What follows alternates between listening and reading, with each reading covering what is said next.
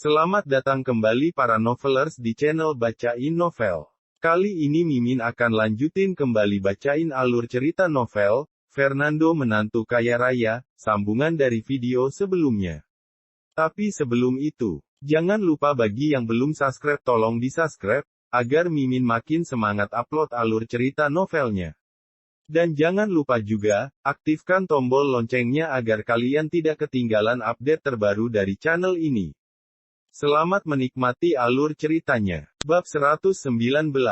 Wus. Sebuah batu dilemparkan ke bagian dalam ekskavator. Krak. Batu itu menghantam tangan pengemudi dengan keras. Aduh. Operator itu menjerit, seakan tersengat listrik. Dia segera menarik tangannya. Operator itu melihat punggung tangannya yang merah dan bengkak, rasa sakitnya tak tertahankan. Krek krek krek. Ibu dan putrinya mendongak dan menyadari bahwa alat keruk ekskavator itu telah berhenti. Hah?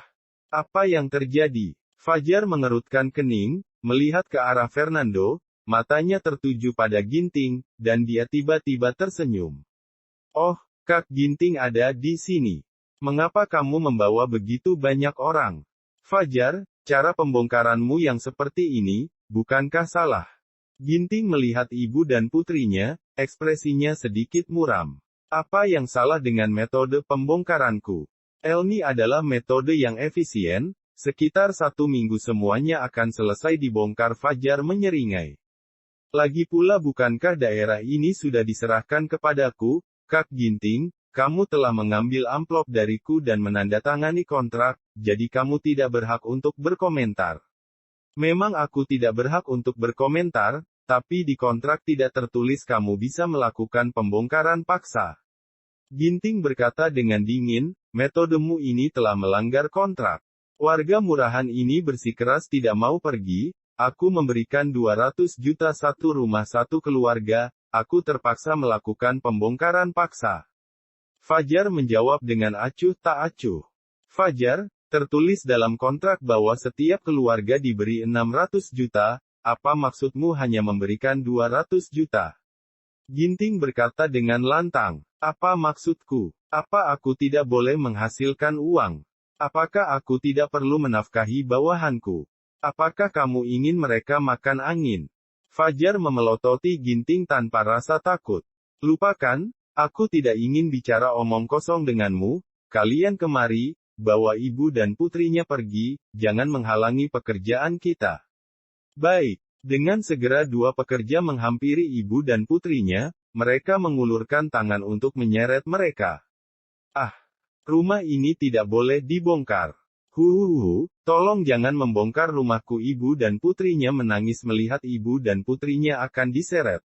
Wus, wus, terdengar lagi 2 suara yang memecah udara. Itu adalah suara 2 batu yang dilempar. Krak, krak. Kali ini, batu itu jatuh di pelipis kedua pekerja itu.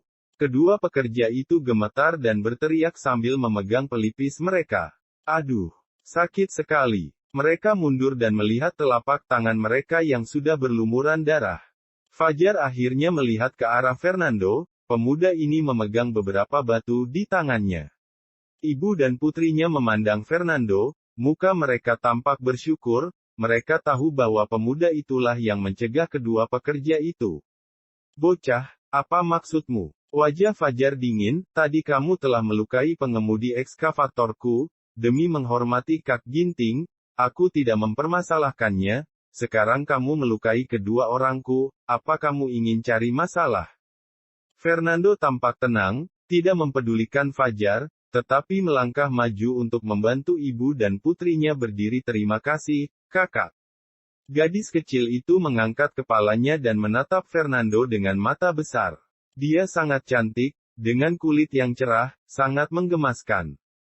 Terima kasih telah menyelamatkan kami. Wanita itu juga memandang Fernando dengan rasa terima kasih, tetapi dia berkata dengan khawatir. Tapi sebaiknya kau menjauh dari masalah ini, Fajar ini, dia punya lusinan bawahan, dan metodenya sangat kejam. Jika kamu memprovokasi dia, kamu pasti akan terkena masalah. Wanita itu melihat kembali ke warung dengan air mata berlinang, dan berkata dengan sedih.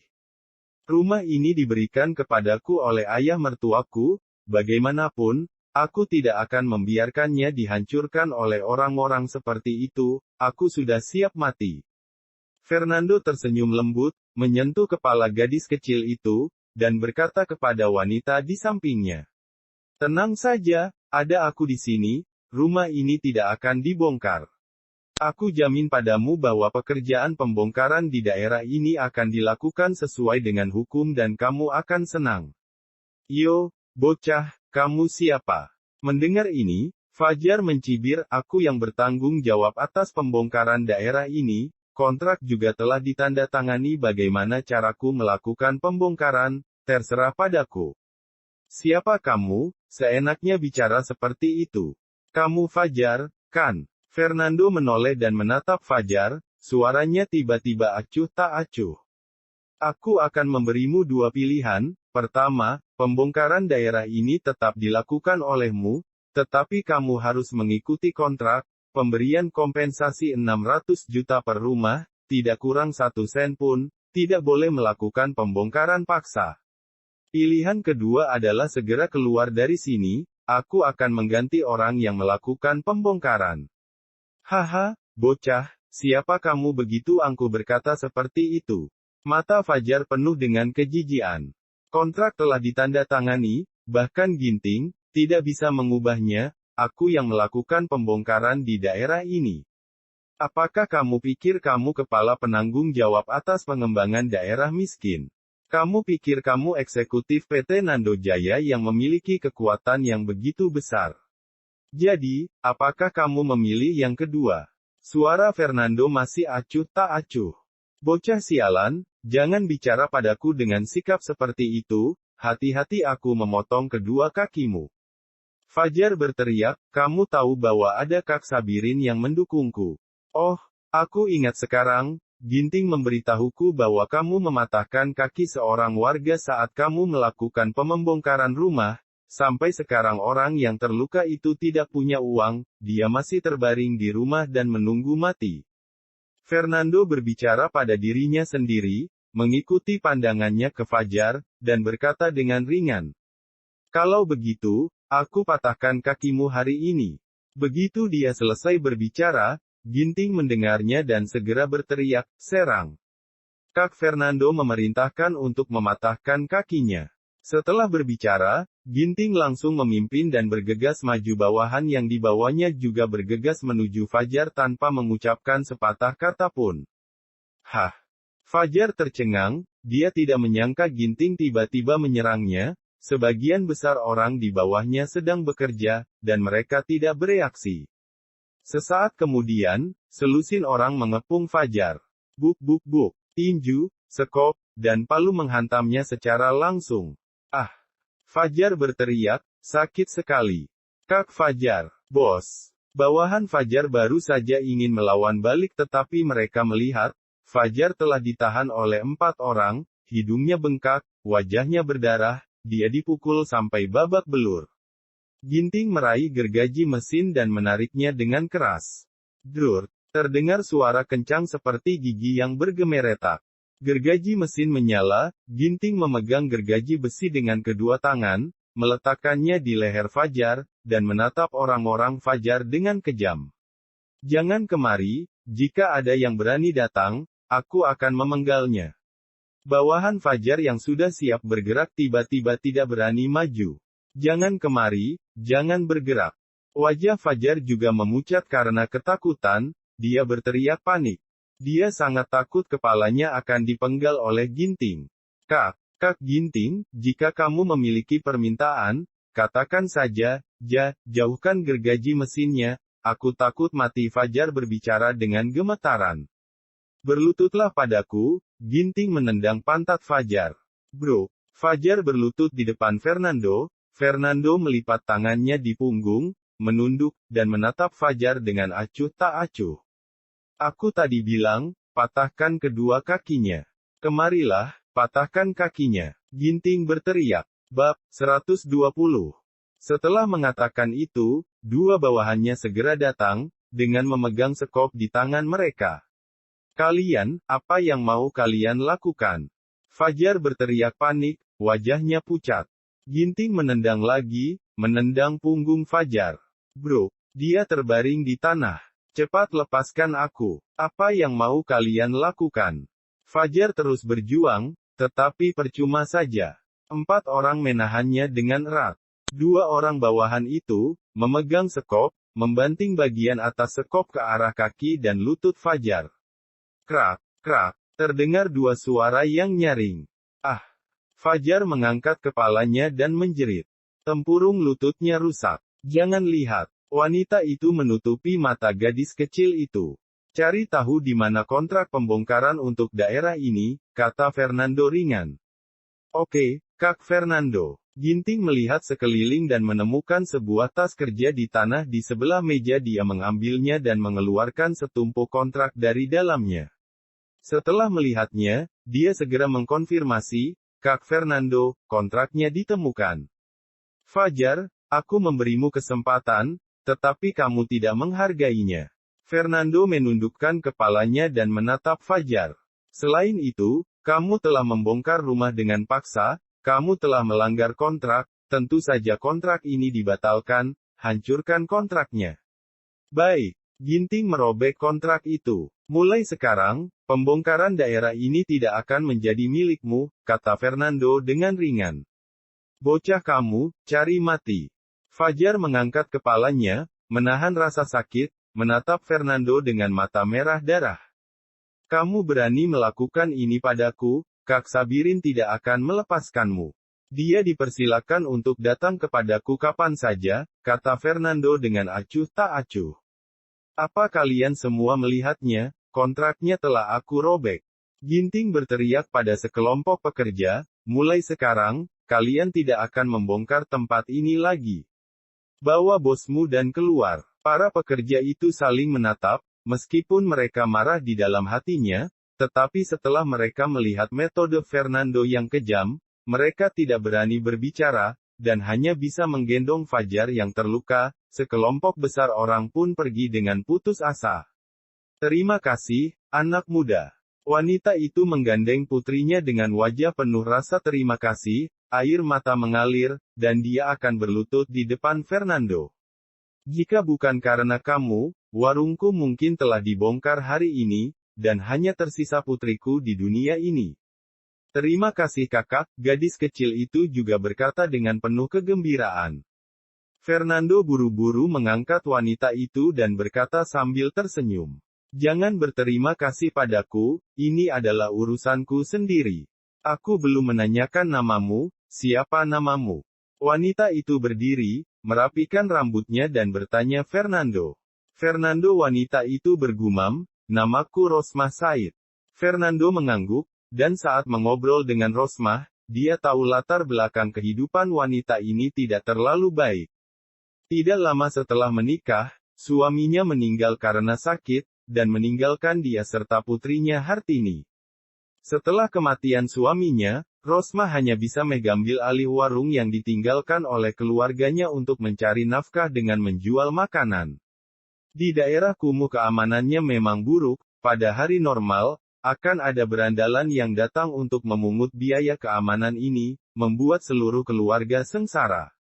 Kak Rosmah, bagaimanapun, warungmu akan dirobohkan. Berapa banyak kompensasi yang kamu butuhkan? Fernando terdiam sejenak dan bertanya. Aku benar-benar tidak memiliki persyaratan untuk kompensasi, yang aku inginkan adalah keadilan. Rosmah berkata, untuk warga lainnya, satu keluarga, setiap rumah dibongkar, kompensasi yang didapatkan sekitar 600 juta, sedangkan untuk daerah ini, kompensasi Fajar hanya 200 juta, tentu saja tidak ada yang mau dibongkar. Jika hari ini tidak ada kamu, aku akan dalam bahaya. Rosmah memandang Fernando dengan rasa terima kasih, kamu adalah penyelamat hidupku, bahkan jika kamu hanya memberikan uang kompensasi 200 juta, aku akan menerimanya, silahkan bongkar warung ini. Bagaimana bisa begitu? Fernando menggelengkan kepalanya, 600 juta ya 600 juta, akan aku tambahkan 100 juta dari sakuku sendiri, anggap saja sebagai ganti rugi pembongkaran paksa, sekalian belikan makanan untuk Hartini. Tentu saja setelah pengembangan daerah miskin selesai, aku juga akan memberikan rumah baru. Rosmah ragu-ragu sebentar dan berkata terima kasih, Fernando. Rosmah bukanlah wanita yang sok, dia sangat membutuhkan uang ini. Di masa depan, dia akan membutuhkan biaya yang besar untuk menyekolahkan Hartini. Melihat Rosmah setuju, Fernando juga menghela nafas lega, Ginting. Kak Rosmah telah setuju untuk pembongkaran, setelah menandatangani kontrak, bayarlah uang kompensasi kepadanya. Selain itu, setelah pemukiman kembali, pilihkan lingkungan yang baik untuk Kak Rosmah. Oke, Kak Fernando. Ginting segera mengangguk. Jangan lupa, untuk semua warga di daerah ini, kompensasi akan dibayarkan sesuai kontrak, 600 juta. Setelah proyek pengembangan selesai, rumah baru akan dialokasikan untuk masing-masing orang sesuai dengan peraturan. Segera bawa warga yang kakinya patah ke rumah sakit, aku yang akan membayar biaya pengobatannya, kata Fernando lagi. Baik, Fernando, kamu benar-benar orang yang baik. Kami semua sangat berterima kasih padamu. Rosmah bersyukur dan ingin berlutut di depan Fernando lagi. Fernando buru-buru menahannya, aku sudah bilang, ini memang urusanku. Terima kasih, kakak, kamu sangat baik. Hartini melompat dengan gembira, dan mencium pipi Fernando. Fernando membelai kepala Hartini dengan lembut. Penduduk di daerah ini semua heboh saat mendengar kabar bahwa kompensasi telah berubah dari 200 juta menjadi 600 juta. Pengembangan daerah miskin adalah hal yang baik bagi mereka. Siapa juga yang mau tinggal di lingkungan yang berantakan? Siapa juga yang tidak ingin pindah ke rumah yang lebih baik? Selama proses pembongkaran tidak kasar atau menindas, semua orang akan setuju dengan pembongkaran tersebut. Masalah pertama ini pada dasarnya sudah terpecahkan, apa masalah kedua? Tanya Fernando. Masalah kedua adalah masalah orang yang aji mumpung. Ginting berkata, ada seorang penduduk di daerah miskin bernama Ali Wahidi, setiap hari dia hanya makan, minum, dan berjudi, di rumahnya ada sebuah halaman. Orang ini, setelah mendengar kabar bahwa daerah miskin akan dibongkar, mengumpulkan orang. Hanya dalam 3 hari, dia membangun 2 rumah beton baru di halaman, dan harganya dinaikkan. Awalnya, kompensasi untuk halamannya, jika dihitung berdasarkan luas, yaitu 800 juta. Sekarang dia telah membangun 2 rumah beton lagi, dan bersiap untuk mendapatkan uang lagi. Dia akan menyetujui pembongkaran jika diberikan kompensasi 4 miliar dan 3 rumah baru. Ginting tampak tak berdaya, apalagi Ali ini, sudah berusia 60 tahun, kita tidak bisa berbuat apa-apa padanya, jika kita menyentuhnya sedikit saja, aku rasa dia akan langsung jatuh ke tanah dan berpura-pura sakit, singkatnya, ini sangat rumit. Fernando menggelengkan kepalanya, ada pembongkaran paksa, tentu saja akan ada orang yang aji mumpung, setiap orang memiliki sifatnya masing-masing. Orang aji mumpung seperti ini tidak dapat diatasi dengan kekerasan, hanya bisa dengan cara lembut. Fernando berkata, pertama, matikan air dan listrik rumahnya selama beberapa hari. Dan juga, rumah semen yang baru dibangunnya bisa dibongkar, ini sesuai hukum. Pada akhirnya, jika masih tidak berhasil, langsung ke pengadilan pembongkaran wajib, sepertinya ini satu-satunya cara. Ginting menggaruk kepalanya. Fernando melihat jam, hampir tengah hari dia harus kembali ke Gunung Eldaman Awan. Tolong lebih perhatikan lagi masalah pemukiman kembali dan kompensasi, jangan buat kesalahan apapun, hubungi aku jika kamu punya pertanyaan. Fernando mengingatkan Ginting. Bab 121. Kak Fernando, jangan khawatir tentang ini, aku pasti akan mencurahkan seluruh perhatianku pada pekerjaan. Ginting berjanji, Fernando pun mengangguk. Setelah meninggalkan daerah miskin, Fernando naik taksi dan kembali ke Gunung Idaman Awan. Sekarang sudah siang. Ketika dia kembali ke rumah, dia melihat di ruang tamunya ada banyak furnitur dan dekorasi, ada meja kopi, lemari TV, dan vas di dinding. Di samping foto pernikahan, terdapat lukisan pemandangan dan bunga krisan yang sedang mekar penuh. Fernando sedikit mengernyit, semua dekorasi ini langsung mengganggu gaya romantis dan hangat aslinya, dan seluruh ruang tamu menjadi tidak jelas. Yo, sudah pulang abis keluyuran. Tazudin sedang duduk di sofa sambil minum teh. Ketika dia melihat Fernando, matanya tampak menghina, benar-benar hanya makan dan menunggu untuk mati, setiap hari tidak bekerja, pagi-pagi begitu bangun langsung pergi keluar untuk bermain dengan anak pemalas itu. Ayah, apa-apaan dekorasi dan furnitur ini? Fernando bertanya dengan kosong, maksudmu dekorasi ini? Tazudin menyilangkan kakinya dan menggoyang-goyangkannya berkata dengan penuh kebanggaan, bagaimana, ruang tamu ini didekorasi olehku, bukankah sangat antik elegan dan berwibawa? Aku baru membeli semua ini dari pasar, aku tidak seperti kamu, aku baru saja pensiun, setiap hari ada sesuatu untuk dilakukan. Tidak seperti kamu, masih muda, tetapi hanya makan dan menunggu kematian setiap hari. Fernando tidak berbicara, tetapi melangkah maju dan merobek lukisan pemandangan di samping foto pernikahan. Fernando, kamu orang tidak berguna, apa maksudmu? Ekspresi Tazudin berubah, dan dia segera berdiri dan menatap Fernando. Aku yang memasang lukisan ini, mengapa kamu merobeknya? Barang ini tidak cocok dengan dekorasi, tentu saja mereka harus dirobek, jika tidak Sarah tidak akan senang ketika dia kembali. Fernando berkata dengan ringan, mengambil vas di lantai, dan bunga krisan, dan melemparkan semuanya keluar. Setelah itu, Fernando melempar semua meja kopi dan lemari TV yang baru saja Tazudin beli keluar pintu. Fernando, kamu benar-benar ingin memberontak. Tazudin sangat marah sehingga dia meniup jenggotnya dan menatap, kamu orang tidak berguna, aku membeli semua barang-barang ini. Mengapa kamu membuangnya? Kamu membelinya. Tapi jangan lupa, ini rumahku. Fernando menatap langsung ke Tazudin, tanpa izinku. Siapa yang menyuruhmu untuk membeli barang-barang ini untuk dibawa pulang? Kemarahan Tazudin tertahan, memang Fernando yang membeli villa ini, dan dia telah melihat sertifikat rumahnya. Tapi dia tetap gemetar karena marah, apa maksud orang tidak berguna ini? Sedang melawan ayah mertuanya. Bahkan jika ini rumahmu, aku tetap ayah mertuamu. Aku tetuamu. Kenapa kamu berteriak padaku? Tazudin berkata dengan keras. Aku tidak membentakmu, nadaku sangat tenang, aku baru saja memberitahumu, tanpa izinku, kamu tidak boleh membawa pulang barang-barang tidak jelas ini. Jika kamu mengacaukan gaya dekorasinya, Sarah akan kesal, Fernando berkata tanpa ekspresi. Jangan lupa, Sarah adalah putriku. Aku membesarkan Sarah dengan tanganku sendiri, dan sekarang aku membeli sesuatu untuk ditaruh di villa, memangnya kenapa? Jika Sarah tidak senang, dia juga harus menahannya, karena aku ayahnya, suara Tazudin dinaikkan. Jangan lupa, Sarah bukan hanya putrimu, tapi sekarang, dia juga istriku.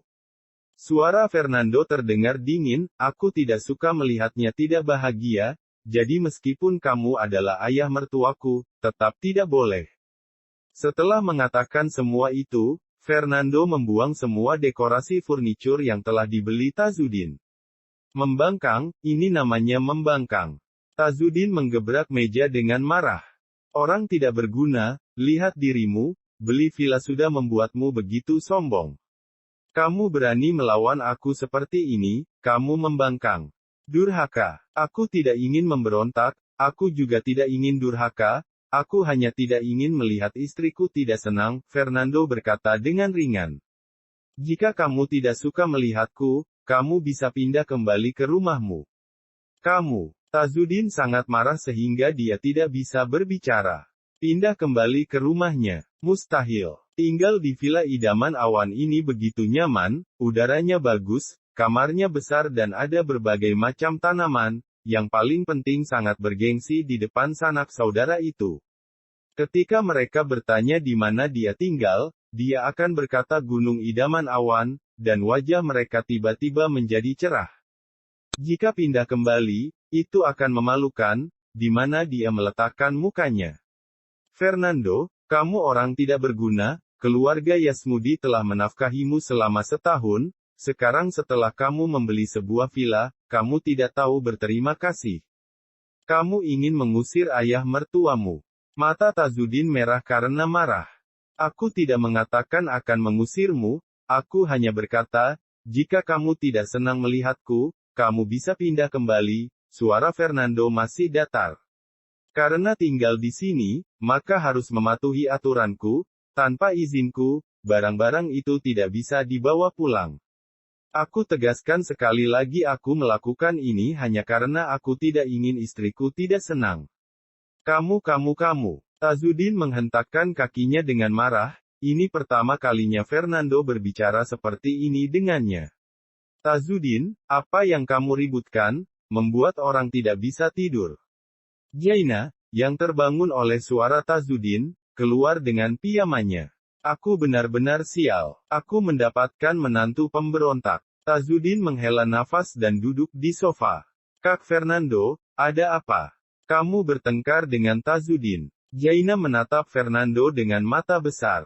Apanya yang pertengkaran, orang tidak berguna ini, sangat durhaka.